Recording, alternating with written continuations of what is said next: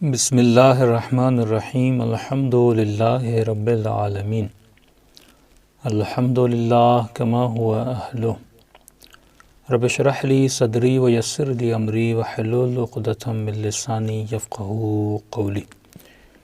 شرح دعائے مکارم الاخلاق۔ وانتہ بنیتی الی احسن النیات۔ بحث چل رہی تھی نیت پر۔ ہم نے پچھلے سیشن میں نیت پر گفتگو کی کہ نیت کی معنی کو سمجھنا بہت ضروری ہے۔ تو ہم نے بتایا نیت عمل اور علم کے بیچ کی سرحد کو نیت کہتے ہیں، یعنی انسان کو ایک شے کا علم ہے، جب اس علم کو جامع عمل پہناتا ہے تو اس عمل کے جانے سے پہلے اس کی نیت کرتا ہے۔ مثال کے طور پہ اگر آپ کراچی میں ہیں، کراچی میں کسی مثلا سی وی پہ جانا چاہتے ہیں، آپ کو پتہ ہے کہ سی وی کا راستہ کون سا ہے، تو راستے کا تو آپ کو علم ہے، لیکن جب تک نیت نہیں کریں گے آپ جائیں گے نہیں۔ آپ کو کربلا کے راستے کا پتہ ہے، حرم مطہر امام رضا کا آپ کو پتہ ہے، تو کیسے جایا جاتا ہے یہ پورا علم اور انفارمیشن آپ کے پاس ہے، لیکن جب تک آپ نیت نہیں کریں گے تب تک اس عمل کو بجا لانے کی صلاحیت آپ میں پیدا نہیں ہوگی۔ تو ہم نے کہا کہ نیت علم اور عمل کے بیچ کا ایک حصہ ہے، جسے کہہ سکتے ہیں کہ برزخ بھی ایک ایسی جگہ ہے جو دنیا اور قیامت کے بیچ کے راستے کو برزخ کہتے ہیں۔ اسی طرح علماء فرماتے ہیں کہ علم اور عمل کے بیچ کی سرحد کو نیت کہا جاتا ہے۔ دوسرا ہم نے یہاں پر ایک سوال اٹھایا تھا کہ ہر عقل مند انسان کے لیے ضروری ہے کہ جب بھی وہ کوئی کام کرتا ہے اس سے پہلے ارادہ کرتا ہے، اس کام کرنے کا قصد کرتا ہے۔ تو یہ کوئی نئی بات تو نہیں ہے کہ آپ کہیں کہ نیت کرو اس کام کے کرنے سے پہلے، آپ کہیں گے آپ نہ بھی کہتے تو میں ارادہ کر کے ہی کام کرتا ہوں۔ تو ہم نے عرض کیا کہ نماز پڑھنے سے پہلے خدا یہ کہے کہ نیت کرو، یہ بہت ان لوجیکل بات ہے، کیونکہ میں نماز پڑھوں گا تو نیت کروں گا ہی کروں گا۔ اگر میں پانی پینا ہوتا ہے تو میں نیت کروں گا تو پانی کا گلاس کی طرف میرے ہاتھ اٹھیں گے اور اس پانی کے گلاس کو اٹھاؤں گا۔ ہاں، اگر خدا یہ کہتا کہ نیت نہ کرو، یہ کام بہت مشکل تھا، لیکن نیت کرو یہ تو بڑا سمپل کام تھا، تو ہم نے کہا اس سے مراد وہ نیت نہیں ہے، قصد اولی نہیں ہے، اس سے مراد دوسری نیت کرو کا مطلب کیا ہے؟ ہم نے عرض کی ایک شخص گھر سے باہر نکلتا ہے، آپ اس سے پوچھ رہے ہیں گھر سے باہر کیوں آئے ہو، وہ آپ کو کہتا ہے میں گوشت لینے کے لیے جا رہا ہوں۔ تو یہ تو بہت سمپل ہے، یہ جواب جو ہے یہ بہت ہی آسان جواب ہے۔ نماز کیا کر رہے ہو؟ نماز پڑھ رہا ہوں۔ مسجد میں کیوں آئے ہو؟ نماز پڑھنے کے لیے آیا ہوں۔ اچھا، کہاں جا رہے ہو؟ مجلس سننے جا رہا ہوں۔ کیا کر رہے ہو؟ مجھ سے پوچھیں گے، بولوں گا لیکچر دے رہا ہوں، مجلس پڑھ رہا ہوں، دعائے مکارم اخلاق پڑھ رہا ہوں۔ کون سی زیارت پڑھ رہے ہو؟ زیارت عاشورہ پڑھ رہا ہوں۔ یہ جوابات جتنے بھی ہیں یہ بہت سمپل، یہاں مراد وہ نہیں ہے۔ یہاں مراد کون سی ہے؟ کیوں گھر سے باہر آئے ہو؟ گوشت لینے کے لیے جا رہا ہوں۔ سوال یہ کیوں گوشت لینے جا رہے ہو؟ نماز پڑھ رہے ہو؟ اچھا، کیوں نماز پڑھ رہے ہو؟ اعتکاف میں بیٹھے ہو؟ کیوں اعتکاف میں؟ امام زمانہ کا انتظار کر رہے ہو؟ کیوں انتظار کر رہے ہو؟ العجل العجل یا امام زمانہ کہہ رہے ہو؟ کیوں کہہ رہے ہو؟ دعا کرتے مولا امام زمانہ کا ظہور جل فرما دے، تو جواب آتا ہے ہاں الہی آمین۔ کیوں امام زمانہ کے ظہور کا انتظار کر رہے ہو؟ تو آج جب تک انسان اس کیوں کو نہ سمجھے، ایک جوان نے کہا کہ مولانا اس حالات میں کرونا ہے اور دوسرے مسائل ہیں تو امام زمانہ کا ظہور بڑا قریب ہے، تو کیا امام آ جائیں گے یا مولا کیوں نہیں آتے؟ تو میں نے سوال کیا چلو امام زمانہ آ گئے، آپ کیا کرو گے؟ کیوں امام زمانہ آئیں؟ چلیے امام زمانہ کل آ گئے، مولا کا ظہور ہو گیا، تو کیا ہوگا؟ آپ اس میں کیوں آئیں؟ سوال یہ کہ امام زمانہ کیوں آئیں اور آپ کیوں دعا کر رہے ہیں؟ آ گئے تو آپ کیا کرو گے؟ یہ ہماری دعائیں بالکل ایسے ہے کہ یونیورسٹی کے لیے ہم کہتے ہیں بلڈنگ بنے، جب بلڈنگ بن گئی، آپ اس بلڈنگ کے لیے جب اتنا احتجاج کر رہے تھے کہ بنے اور جب بن بھی گئی، آپ اس بلڈنگ میں کون سا کام کرو گے؟ کوئی ایسی مہارت ہے؟ امام زمانہ کا نظام آئے، نظام ولایت ہے، بھائی آپ اس نظام ولایت امام زمانہ میں کرو گے کیا؟ کون سی ڈیوٹی انجام دو گے؟ کیا تم نے وہ مہارت اپنے وجود میں پیدا کی ہے؟ تو دوسرا درجہ، پہلی نیت جو بہت آسان ہے، ہر انسان جانتا ہے اس نیت کو، نماز پڑھ کے کیا کرو؟ نماز پڑھ رہا ہوں، روزہ رکھ رہا ہوں، اعتکاف کر رہا ہوں، گوشت لینے جا رہا ہوں، ہاں، لیکن دوسرا سوال جو ہے، کیوں گوشت لینے جا رہے ہو، کیوں نماز پڑھ رہے ہو، کیوں امام زمانہ کا انتظار کر رہے ہو، کیوں امام زمانہ غیبت میں گئے، کیوں الجل کہہ رہے ہو، جب تک اس کیوں کو نہیں سمجھیں گے تبھی آپ جب نیت کرتے ہیں، شاید آپ نے کم غور کیا ہو کہ 2 رکعت صبح کی نماز پڑھتا ہوں، یہ نیت ہے 2 رکعت نماز پڑھ رہا ہوں، کیوں پڑھ رہا ہوں؟ قربتاً اللہ، نماز کیوں پڑھ رہا ہوں؟ قربتاً اللہ، تاکہ اللہ کے قریب ہو جاؤں۔ پھر آگے سوال، کیوں اللہ کے قریب ہو جاؤں؟ جب تک انسان اس دوسرے درجے تک نہیں پہنچتا، یہاں سے مراد وہی دوسری نیت ہے، جب تک انسان اس دوسری نیت کو نہیں سمجھتا۔ اور ہم نے اس کے ثواب اس کو بیان بھی کیا کہ جو انسان تخلیص النیہ من الفساد، نیت کو فساد سے خالص کرنا۔ عزیز، نماز شبر نے بھی پڑھی، نماز لشکر یزید نے بھی پڑھی، اور دوسری طرف نماز حسین کے لشکر میں بھی ادا ہو رہی تھی۔ ان سے پوچھا جائے کہ تم کیا کر رہے، وہ بھی کہیں گے نماز پڑھ رہے ہیں، اور مولا حسین کے کسی صحابی سے پوچھا جائے آپ کیا کر رہے، وہ بھی کہیں گے نماز پڑھ رہے ہیں۔ لیکن حسین کے صحابی کو پتہ تھا میں نماز کیوں پڑھ رہا ہوں، ان کو نہیں پتہ تھا نماز ادھر قتل۔ تو آج جتنے بھی لوگ، آج زندہ مثالیں یہ ٹی وی شو کی مثالیں، آج زندہ مثالیں یہ مجلسیں، یہ ذاکرین، یہ مدح سرائے، یہ سارے جو ہم کر رہے ہیں بشمول میرے، ہم زندہ مثالیں ہیں آپ کے سامنے کہ ہمیں کیوں کا نہیں پتہ۔ عمل تو انسان انجام دے رہا ہے، لیکن وہ تخلیص العمل، اس عمل میں وہ خالصی نہیں ہے، کیونکہ نیت خالص نہیں ہے۔ اس انسان کو پتہ ہی نہیں کہ میں کیوں کر رہا ہوں۔ جب تک اس کیوں میں خدا خدا خدا، جب تک اس میں اللہ اللہ اللہ نہیں ہوگا، یعنی خالصتاً اللہ ہو، ایک ایسا فلٹر جس میں کچرا بھی ڈالو تو اس کچرے کو وہ صاف کر کے نکالے، جب تک ہمارا وجود ایسا نہ بن جائے کہ میں نے مثال دی تھی جوان نماز پر رسول خدا نے فرمایا اس کی نماز کوے کی چونچ لگانے کی طرح ہے۔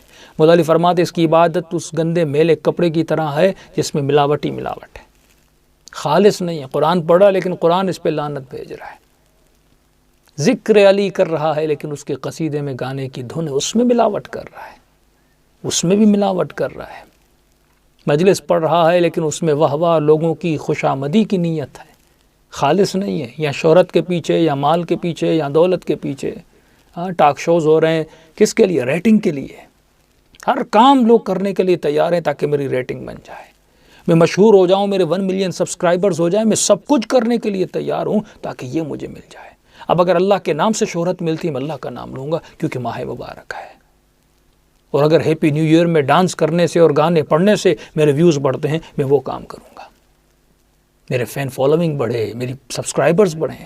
تو آپ دیکھ رہے ہیں کہ نیتوں میں خلوص نہیں ہے۔ یہ مت دیکھو نماز پڑھنا کون سا مشکل کام ہے، یہاں تک فرما دیا کہ جہاد فی سبیل اللہ، طولانی ترین جہاد اللہ کی راہ میں کرے، تپتی ہوئی دھوپ میں جہاد کرے، بچوں سے دور رہے، وہ آسان ہے، لیکن نیت کو خالص بنانا مشکل ہے۔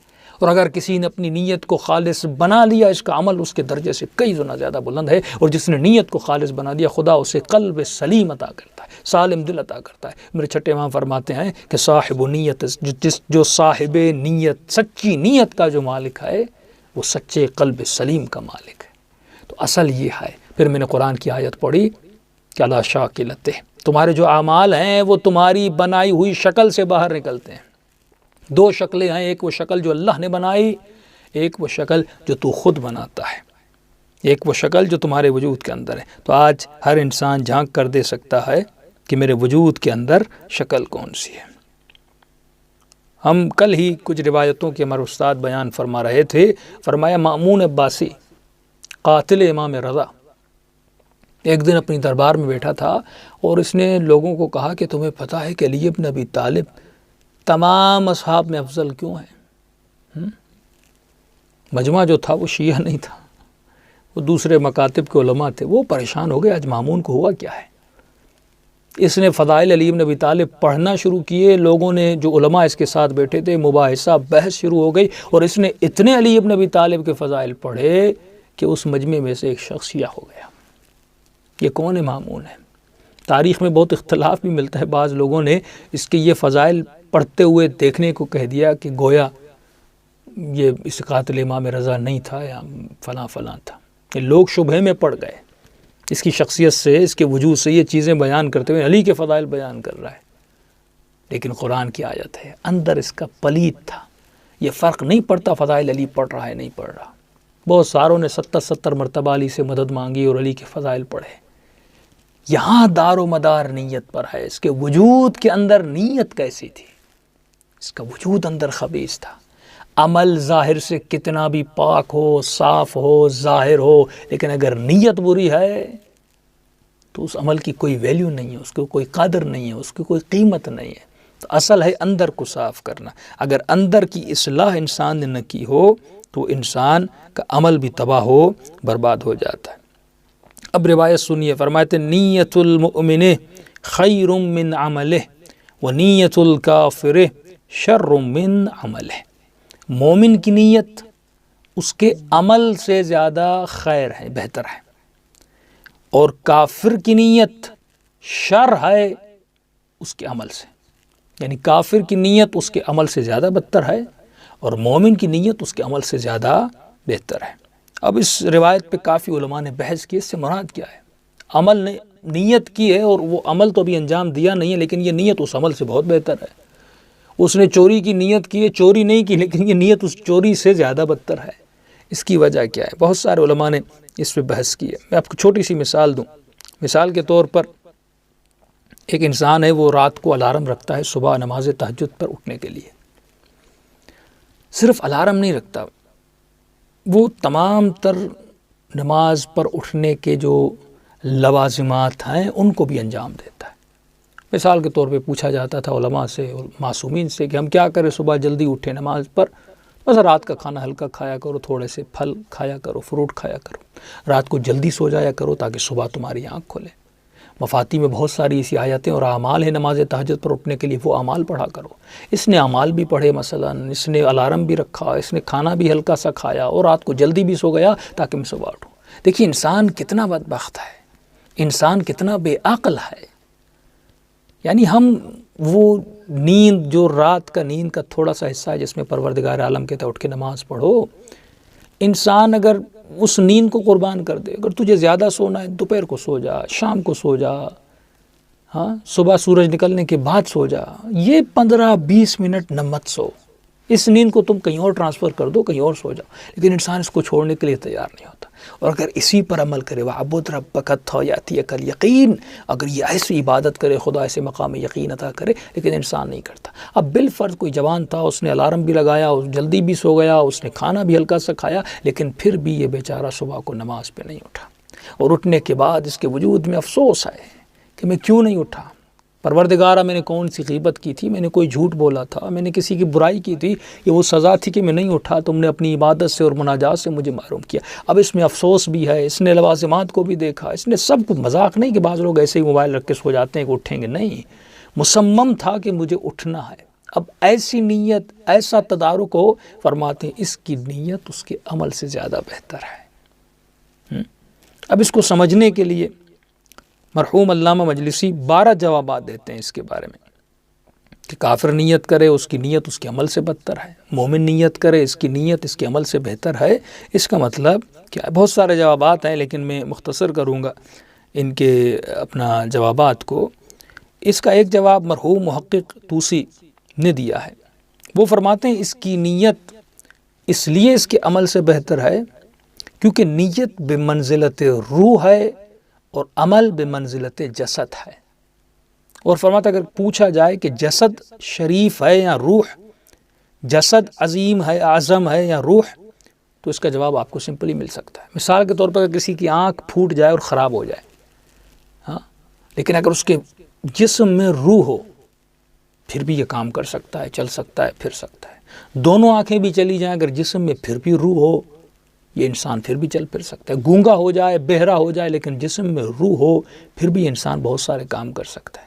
لیکن اگر آنکھیں سالم ہوں، دانت سالم ہو، بہرا بھی نہ ہو، اندھا بھی نہ ہو، سب کچھ اس کا صحیح سالم ہو، لیکن اگر جسم میں روح نہ ہو تو اس جسم کی کوئی قیمت نہیں. 2 دن سے زیادہ کوئی رکھے گا نہیں، اس کو جا کے دفن کر کے آ جائیں گے. اس سے پتہ چلتا ہے کہ روح بہت زیادہ شریف ہے. اگر روح ہو تو جسم کی اہمیت ہے، یعنی روح ہے تو جسم کی اہمیت ہے. اگر روح نہیں ہے تو جسم کی کوئی اہمیت نہیں. فرماتے بالکل اسی طرح نیت جو ہے وہ بمنزلت روح ہے اور عمل جو ہے بمنزلت جسد ہے. نیت ہوگی تو عمل ہوگا نا.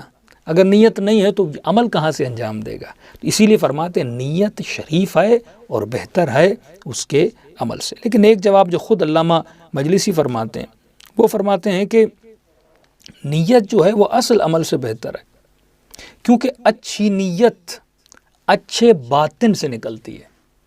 اگر اس کا اندر باطن اچھا نہ ہوتا، اس کے اندر سے اچھی نیت نہ نکلتی، اور باطن کو اچھا کرنا، صاف کرنا، صحیح کرنا، جس میں صرف جلوہ پروردگار عالم ہو، یہ بہت مشکل کام ہے، یہ آسان کام نہیں ہے۔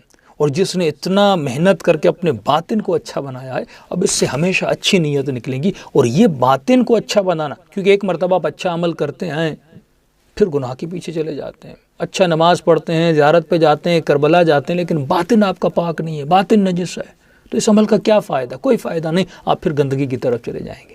لیکن یہ خود تمیز باطن، باطن کو صاف کرنا، باطن کی صفائی کرنا، باطن کو پاک و پاکیزہ کرنا، وہ شکل جو میرے ہاتھ میں ہے، میں اپنی انٹرنل شکل بنا سکتا ہوں، اس شکل کو، اس ڈھانچے کو اگر میں نے اچھا بنا دیا، اب اس سے ہمیشہ یہ منبع اور مرکز ایک کارخانہ میں نے بنا دیا نا، اب اس کارخانے سے ہمیشہ اچھی نیت نکلیں گی۔ تو یہ کارخانہ زیادہ ویلیوبل ہے کیونکہ یہاں سے اچھی نیت نکل رہی ہے۔ اور اس کے برعکس اگر کسی کا اندر کارخانہ گندا ہے، اس کے باطن میں نجاست اور وحشی پنا اور درندگی اور ظلمت اور شہوت پڑی ہوئی ہے، اس کے اندر سے ہمیشہ گندی نیتیں نکلیں گی۔ اور یہ نیت کیونکہ ہزار عملوں کو جنم دے سکتی ہے، لہٰذا یہ نیت اس ایک عمل سے بہت زیادہ بدتر ہے۔ تو جب تک انسان اپنے باطن کو پاک نہ کر دے تب تک انسان کی نیت اچھی ہے۔ منافقین جتنے بھی تھے آپ دیکھتے تھے، یہ منافقین عمل تو کرتے تھے لیکن اللہ کے لیے اور دین کے لیے نہیں، بلکہ دھوکہ دینے کے لیے۔ اب نیت اگر انسان کی اچھی ہو تو وہ انسان صاحب کرامت بھی بن سکتا ہے، وہ انسان صاحب یقین بھی بن سکتا ہے۔ اور افسوس ہے کہ ہم اہل بیت کے در پہ تو آ رہے ہیں، لیکن عزیزان محترم ابھی تک ہم نے اہل بیت کو اپنی باطنی نگاہ سے دیکھ کر اور نیت کو صاف کر کر سمجھا نہیں ہے۔ ایک واقعہ امام موسیٰ کاظم علیہ السلام کا، کہ ایک امام کے ساتھ ہم سفر شخص تھا، وہ سفر پہ جا رہا تھا، وہ کہتا ہے کہ میں نے دیکھا کہ امام گھوڑے پر سوار ہیں اور آگے جا رہے ہیں، میں کافی پیچھے تھا، اتنے میں نے دیکھا ایک درندہ حیوان، غالباً شاید ایک بھیڑیا تھا، وہ آ رہا تھا۔ میں اس بھیڑیے کو دیکھ کر ڈر گیا۔ ڈرنے کے بعد میں نے خود کو، میں وہاں سے دور ہوا اور میں کسی چٹان کے پیچھے جا کر چھپ گیا تاکہ یہ بھیڑیا مجھ پر حملہ نہ کر سکے۔ اب میں دور سے دیکھ رہا تھا کہ یہ بھیڑیا امام کے ساتھ کیا کرتا ہے، موسیٰ بن جعفر کے ساتھ کیا کرتا ہے۔ کہ اتنے میں نے دیکھا کہ یہ بھیڑیا امام کی سواری کے قریب گیا اور اس نے اپنے دونوں ہاتھ امام کے گھوڑے کی زین کے قریب لائے اور اس نے سر کو جھکایا۔ اتنے میں امام نے بھی اپنا منہ اس کے قریب لے گئے اور ایسے لگ رہا تھا جیسے ان کے درمیان کوئی تکلم اور کلام ہو رہا ہے، آپس میں باتیں کر رہے ہیں۔ کچھ اس نے کہا اور امام نے دعا کے لیے ہاتھوں کو بلند کیا، کوئی دعا کی، دعا کرنے کے بعد یہ آگے چلتا گیا اور جب چھوڑ کر امام کو جانے لگا اور دوڑتا ہوا جا رہا تھا اور بہت بلند آواز میں، جو حیوان جیسے آواز نکالتے کچھ اپنی آوازیں کرتا ہوا جا رہا تھا، مجھے لگ رہا تھا وہ کچھ کہہ رہا ہے اور امام کہہ رہے تھے آمین ثم آمین، اللہم آمین اللہم آمین۔ تو امام آمین کہہ رہے تھے۔ جب وہ بہت دور ہو گیا تو پھر میں اپنی جگہ سے اٹھا اور اٹھنے کے بعد میں امام کے قریب گیا تو میں نے امام سے پوچھا کہ مولا یہ ماجرا کیا تھا؟ میں تو سوچ رہا تھا وہ آپ پر حملہ کرے گا۔ امام فرماتے ہیں کہ یہ حیوان میرے قریب آیا، اس کی جو مادہ ہے یا اس کی جو بیوی ہے، اس کو مسئلہ تھا، وہ کہنے آیا تھا کہ میری بیوی کو بچہ پیدا ہو رہا ہے اور وہ قریب ایک غار میں ہے اور اس کو بچہ پیدا ہونے میں بہت تکلیف ہو رہی ہے۔ اس نے کہا کہ مولا آپ دعا کریں، اللہ آپ کی دعا کو قبول کرتا ہے۔ ایک حیوان کو کتنی معرفت ہے، اس حیوان کی نیت دیکھیں، معرفت ہے، اسے پتہ ہے میں کس کے در پہ جا رہا ہوں۔ تو امام نے کہا میں نے دعا کی اور مجھے الہام ہوا کہ جو اس کا بچہ ہے وہ پیدا ہو چکا ہے۔ میں نے اسے کہا کہ جلدی جاؤ، تمہاری جو مادہ ہے اس نے بچہ پیدا کر دیا ہے۔ کہ وہ خوشی خوشی دوڑتا ہوا گیا۔ کہ میں نے دیکھا کہ اللہم آمین کی آوازیں آ رہی تھی اور 3 مرتبہ آپ نے یہ کہا، تو آپ نے ایسا کیوں کہا؟ تو امام نے فرمایا کہ وہ جب جا رہا تھا تو بلند آواز میں کہہ رہا تھا، کیونکہ ہم نے دعا کی اور دعا قبول ہوئی، تو وہ بلند آواز میں کہہ رہا تھا کہ پروردگارا کبھی بھی محمد و آل محمد کا ماننے والا کسی ایسے صحرا میں پھنس جائے، اس کا گوشت ان درندوں پر حرام کرنا، یعنی یہ درندے کبھی بھی حقیقی محمد و آل محمد کے چاہنے والوں کو ان کے گوشت کو نہ کھائیں اور انہیں نقصان نہ پہنچا سکیں۔ اور جب وہ کہتا ہوا جا رہا تھا، میں بھی یہی کہہ رہا تھا، اللہم آمین ثم آمین، خدایا اس کی دعا کو قبول کر فرما اور ہمارے چاہنے والوں کو درندوں کے شر سے بچا۔ ایک شخص ہے مشہد میں، کہتا ہے کہ میرے 2 بچے اللہ نے مجھے عطا کیے، دونوں بیٹیاں عطا کی، لیکن اس کے بعد بھی میری بیوی کو کئی بچے ہوئے، لیکن مسئلہ یہ تھا جب یہ بچے پیدا ہوتے تھے ان کو آکسیجن اور سانس لینے میں بڑی پرابلم ہوتی تھی، یا بچے مر جاتے تھے یا ان کو آکسیجن میں رکھنا پڑتا تھا۔ تو میں نے بیوی کے بہت سارے چیک اپ کروائے، تو ڈاکٹرز نے کہا ان بیوی کا جو رحم ہے جہاں پہ بچہ ہوتا ہے وہ تھوڑا ایب نارمل ہے، وہ اس طرح ہے کہ وہاں آکسیجن صحیح نہیں جاتی، اور اگر بچہ وہاں رہے گا تو یا مر جائے گا یا پیدا ہوگا اس کو سانس کے مسئلے ہوں گے۔ تو میں نے کہا بس پروردگارا، بہت متدین اور متقی آدمی تھا، بیوی متدین تھی، کہا میں تھک گیا ہوں، کبھی اس ہاسپٹل میں، کبھی فلاں چیک اپ، کبھی فلاں اسپیشلسٹ کے پاس، کبھی نامحرم ڈاکٹروں کے پاس، مجبوری کی حالت میں جانا پڑتا ہے۔ کہتے میں تنگ آ گیا تھا، میری غیرت اجازت نہیں دے رہی تھی۔ میری بیوی نے کہا بس بچے نہیں چاہیے، میں بھی ہاسپٹل میں یا ڈاکٹرز کے چکر میں نہیں آنا چاہتی۔ تو کہتے ہم پریشان تھے، ہم نے ارادہ کیا بس اب یہ 2 ہی بچے اور انہی کو رکھیں گے اور آگے مولاد نہیں کریں گے، کیونکہ ہم تنگ آ گئے تھے، بہت سارے شرعی مسائل بھی پیش آ رہے تھے اور میری غیرت بھی اجازت نہیں دے رہی تھی۔ تو لیکن اچانک سے میری بیوی کو پھر دوبارہ حمل ہو گیا۔ اب ہم نے ارادہ بھی کیا تھا لیکن دوبارہ حمل ہو گیا، اب میں پریشان ہوگا، کیا کریں اس بچے کا۔ تو کہتے کافی عرصہ گزرنے کے بعد تقریباً 8-9 مہینے گزر گئے، اور اتنے میں ایک جگہ مجلس ہو رہی تھی امام موسیٰ کاظم کی نسبت سے، یا کوئی امام حسین کی مجلس تھی، میں اندر گیا، وہاں پر یہی واقعہ سنا کہ ایک درندہ بھیڑیا امام کے پاس ہے، اس کی بیوی کو بھی یہی مسئلہ تھا۔ میں نے کہا یہ تو ایگزیکٹ میرا مسئلہ ہے جو ممبر پر بیان ہو رہا ہے۔ اب یہ مشہد کا واقعہ ہے۔ کہتا ہے میں فوراً واقعہ سننے کے بعد، وہ سنا رہا تھا، میں زار و قطع رو رہا تھا، مولا اب یہ بچہ میرا ہے یا مرا ہوا پیدا ہوگا یا پھر اس کی سانس ہوگی، میں ڈاکٹرز میں نہیں جانا چاہتا، یا مرد ڈاکٹر ہیں، خواتین کی کمی ہے، بہت متدین ہوں، میری غیرت اجازت نہیں دیتی، میں اور میری بیوی تکلیف میں کیسے کروں۔ کہتا اتنے میرے ذہن میں خیال آیا، میں نے کہا وہ حیوان ہے، جب مشکل میں گرفتار ہوا اسے یہ معرفت تھی، اندر اس کا خالص تھا، اسے پتا تھا کہ مجھے امام کے در پہ جانا ہے، اور اے بندے خدا تو 7-8 سالوں سے ہاسپٹلز کے اور ڈاکٹرز کے دھکے کھا رہا ہے، امام رضا کے در پہ تو ایک بار بھی نہیں گیا اپنے مسئلے کو حل کروانے کے لیے۔ یقین، قلب سلیم۔ کہتا ہے ایک مرتبہ میں روتا ہوا سیدھا امام کے حرم میں گیا، اور میں نے بے تکلف ہو کے امام سے بات کی۔ میں نے کہا مولا یقیناً میں اس درندے حیوان سے بدتر ہوں، میں اس سے بھی زیادہ برا اور گیا گزرا ہوں، کیونکہ میں 8 سال یہ مسئلہ آپ سے میں بیان کرنے نہیں آیا۔ ایک مرتبہ ہم ایسے سرسری بیان کرتے ہیں، ایک مرتبہ پوری کامل خالص صاف ستھری نیت کے ساتھ جاتے ہیں اور یقین کامل کے ساتھ جاتے ہیں، پھر انسان کی دعائیں قبول ہوتی ہیں۔ میں نے کہا مولا اتنے مہینے گزر گئے، میں نہیں آ رہا تھا، اتنے سالوں سے میں نہیں آیا، لیکن ابھی آیا ہوں، اور یہ واقعہ آپ کے والد کا ہے جو باب الحوائج ہیں۔ بس میں آپ سے 2 چیزیں مانگنا ہے، ایک تو میری بیوی کی جو ڈیلیوری ہو وہ نارمل ہو، میں آپریشن کے چکر میں نہیں جانا چاہتا۔ دوسرا مولا مجھے 2 بیٹیاں ملی ہیں، ایک بیٹے کی مجھے خواہش ہے، وہ بھی مجھے عطا کیجیے۔ بس جسے حجت کر کے کوئی امام سے مانگتا ہے، میں نے ایسے حجت کر کے امام سے مانگا، اور میں نے کہا مولا وہ حیوان گیا اور آپ کے بابا نے دعا کی اور دعا قبول ہوئی، میں بھی آپ کے در پر آیا ہوں، ہاں میں اس حیوان سے بدتر ہوں لیکن آپ کا چاہنے والا، اور جاؤں تو کس کے در پر جاؤں۔ دیر آیا، مجھے بہت دیر ہو گئی آنے میں۔ انس بن مالک کے لیے ان کا ایک شاگرد تھا، کوئی میرے خیال میں 92 سال کا، امام کی خدمت میں آیا، اور چھٹے امام کی خدمت میں امام نے فرمایا کہاں تھے؟ تو میں آپ کا شاگرد بننا چاہتا ہوں۔ امام نے کہا اتنے 90 سال کا بوڑھا تھا۔ امام نے کہا اب علم حاصل کرنے آئے ہو؟ اس سے پہلے کہاں تھے؟ اس نے کہا اس سے پہلے انس بن مالک کیا تھے۔ امام نے کہا اسی کے پاس چلے جاؤ۔ جب انسان یہ توجہ نہیں کرتا، جب یہ محسوس نہیں کرتا، کیونکہ اس کا اندر خالص نہیں، ہم ملاوٹی ہیں۔ کہتا اتنا ہوا، اچانک میری بیوی کو تھوڑا عرصے گزرنے کے بعد اس کو درد شروع ہوا۔ میں فوراً ڈاکٹر کے پاس گیا، ڈاکٹر نے کہا اگر نارمل ڈیلیوری ہونی ہوگی تو 1-2 گھنٹے میں ہو جائے گی، اگر نہ ہوا 1-2 گھنٹے میں تو آپ کو ہاسپٹل لے آنا پڑے گا، پھر وہی آپریشن، وہ سارے چکروں میں آپ کو جانا پڑے گا۔ کہتا بیوی کو گھر لے آیا، اور جو ہے اس کے درد اور زیادہ ہوئے۔ اتنے میں نے اپنی بہن کو فون کیا کہ آپ جلدی گھر پہ آئیں، اور میں نے کہا آپ گھر پہ آئیں، اور میں گھر سے نکلا اپنی امی کو لینے کے لیے، کہ کہیں ان کی والدہ کو لینے کے لیے، بیوی کی والدہ، کہیں ایسا نہ ہو کہ کل کوئی بچہ مر جائے یا بیوی کو کچھ ہو جائے تو وہ کہے کہ آپ نے اکیلا چھوڑ دیا تھا۔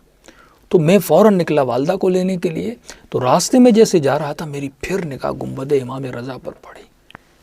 میں نے کہا مشکل وقت ہے، تم کہاں جا رہے ہو؟ فوراً میں امام رضا کے حرم میں گیا۔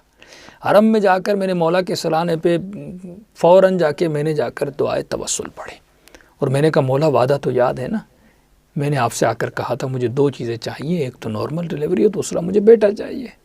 میں نے دعائے توسل پڑھی، میں نے کوئی نماز نہیں پڑھی، کچھ بھی نہیں کیا، بس امام سے یہ کہا اور روتا۔ میں نے کہا مولا میں کہیں اور نہیں جاؤں گا۔ کہتا یہ دعا کر کے میں حرم سے نکلا، اور نکلنے کے بعد میں گھر گیا۔ یہ واقعہ ہے جانے ہوئے شخص کا۔ میں گھر گیا، گھر کے دروازے پر پہنچا اور گھنٹی دی کہ دیکھوں اماں کی آئیں، بہن آئی کہ نہیں آئی۔ دروازہ کھولا تو میری بہن دروازے پر تھی، اور جیسے میں دروازے پہنچا کہا بھائی مبارک ہو۔ میں نے کیسی مبارک؟ کا بچہ پیدا بھی ہو گیا اور اللہ نے تجھے بیٹا عطا کیا ہے۔ کہ اتنا سننا تھا۔ اس کی بہن کہتا میں وہ گھر کے دروازے پر ہی بیٹھ گیا، اور بلند بلند آواز میں رونے لگا۔ میں ضبط نہیں کر پا رہا تھا۔ بہن نے کہا کہ ہمسائے کیا کہیں گے، کیوں رو رہے ہو؟ کہ گھر کے اندر آؤ۔